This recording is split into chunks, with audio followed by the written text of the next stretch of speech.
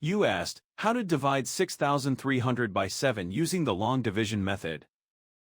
6 is too small. Use 63. 63 divided by 7 equals 9. 9 times 7 equals 63. 63 minus 63 equals 0. Bring down 0, making 0. 0 divided by 7 equals 0. 0 times 7 equals 0. 0 minus 0 equals 0.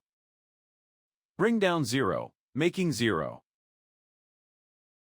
0 divided by 7 equals 0. 0 times 7 equals 0. 0 minus 0 equals 0.